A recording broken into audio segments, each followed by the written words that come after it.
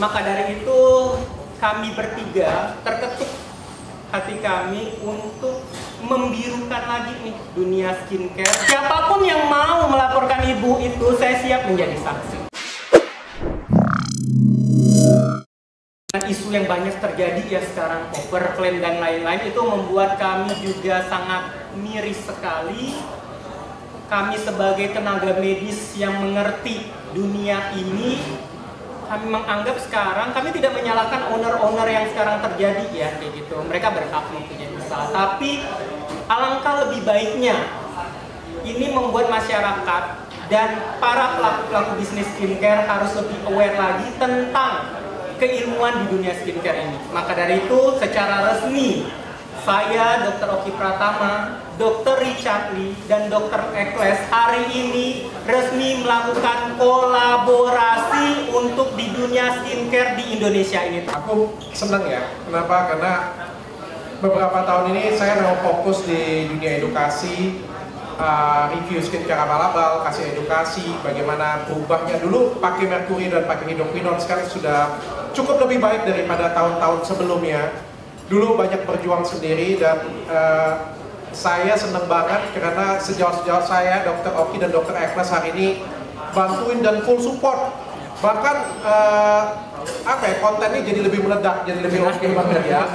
Aku senang, aku bangga. Kemarin juga dipanggil BPOM, dalam arti yang positif ya, dipanggil BPOM untuk koordinasi, untuk bekerja sama dengan BPOM juga, diajak bergandengan tangan oleh BPOM. Aku senang banget, ternyata kerja ramai-ramai itu jauh lebih efektif daripada kerja sendirian. Ya. Wah, aku sudah bertahun-tahun edukasi itu ya. Kalau bisa aku berantas sendirian, pasti udah selesai ya. Tapi nggak bisa ya. Nggak bisa. Kenapa nggak bisa? Aku bilang. Karena demand-nya besar. Banyak yang mau. Walaupun itu abal-abal pun, masyarakat kita masih tetap ada yang mau. Itu bodohnya masyarakat kita. Masih kurang pintarnya masyarakat kita, makanya aku bilang. Yang kedua, regulasi kita masih belum baik ya, pemantauannya masih belum baik. Jadi kita ini kan cuma dokter, kita ini bukan BPOM, kita ini bukan polisi, kita nggak bisa nangkepin, kita juga nggak bisa ngeluarin izin, cabut izinnya juga nggak bisa. Yang kita bisa lakukan cuma kasih edukasi. Yang selama ini aku lakukan cuma kasih edukasi. Jadi ya sekarang corongnya jadi lebih besar, kita pengen kasih tahu masyarakat, kalian jangan pakai, kalau kalian pakai efeknya akan seperti ini. Harapan kita demand-nya turun. Dengan kita juga bersuara, yang kita harapkan juga pemerintah di sini kita ngomong BPOM juga jadi lebih aware, sehingga bisa memberikan hukuman dan lain sebagainya. Ya, setuju banget dengan Dr. Richard. Memang kita sesuai dengan kapabilitas kita. Kita bukan polisi, benar, kita bukan penegak hukum, bukan kita yang berhak untuk mengkat ataupun ngejudge gitu. Tapi kita ada sesuai kapabilitas kita adalah dokter, tenaga medis, dan mungkin ada orang kenal gitu. Jadi kita mungkin ada platform masing-masing. Jadi tujuan kita bagaimana kita mengedukasi atau menginformasikan mana yang benar dan mana mungkin yang salah gitu. Kita tidak menyalahkan siapapun di sini, menyalahkan pengusaha skincare, menyalahkan customer ataupun siapapun di sini, tapi pun kita di sini menghimbau bahwa sebagai pelaku di industri bisnis skincare, apalagi sebagai pabrikan ataupun sebagai pengusaha skincare yang mau aware dengan apa yang dia jual gitu. Nah, yang dia jual yang setidaknya aman untuk masyarakat Indonesia. Gitu. Saya sudah lelah 2 tahun ini menjadi safety mode saja, hanya menjadi penonton saja, lelah juga. Saya terbebani sebagai seorang dokter yang harus mempunyai sebagai preventor, sebagai edukator, dan juga untuk harus memberantas ini semuanya. Jadi kalau kalian lihat, konten-konten yang sudah saya ungkap itu bukan hanya baru sehari, 2 hari saya siapkan. Bahkan ada hasil lab yang sudah saya siapkan dari bulan Maret, ada yang dari bulan Mei.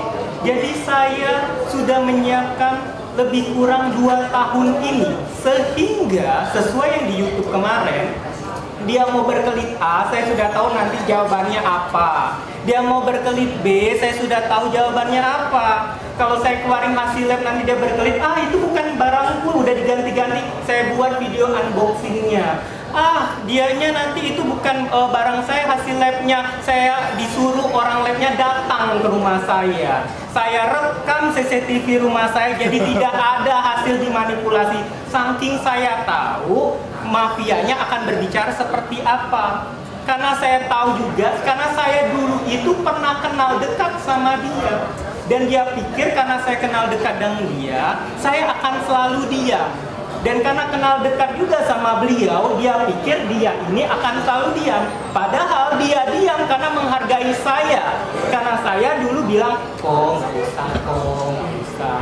Karena sekarang saya mau membongkar, akhirnya terbongkarlah ini semua. Kalau ini terbongkar, mafia skincare nomor 1 ini setidaknya mungkin 80% dunia skincare akan menjadi baik lagi. Saya nggak menyebut nama di sini bagi yang merasa saja, tapi dia selalu memframing saya ke orang lain untuk menjelek-jelekan saya, supaya orang lain itu tidak percaya apa yang saya omongin, walaupun saya tidak pernah ngomongin dia sekalipun. Saya berani duduk, yuk si ibu duduk bareng sama kami bertiga nih, coba jelasin versi ibu, klarifikasi dong. Sebagai masyarakat Indonesia berhak punya hak suara untuk menjawab, benar? Datang ke podcast Dr. Richard, kami bertiga tunggu. Harusnya ini pemerintah harus sudah mulai bertindak. Ini yang ditanyakan oleh Dr. Richard, Dr. Ekles juga, BPOM kemana nih? Kayak gitu, kok tidak ada tindakan? Kalaupun ada tindakan harusnya sudah mulai sounding dong, supaya tingkat kepercayaan masyarakat semakin kembali lagi. Jangan sampai topengnya itu jadinya kayak ngerasain BPOM ini punya topeng. Seperti itu. Jadi harus mereka kalau mau mengembalikan citra lagi BPOM-nya, tunjukkan apa. Kalau seandainya memang dia salah, katakan salah. Kalau dia benar, katakan benar, nggak ada masalah. Oh, rupanya si ibu benar, nggak ada masalah. Kayak gitu. BPOM-nya harus buat klarifikasi juga apa yang sudah mereka lakukan.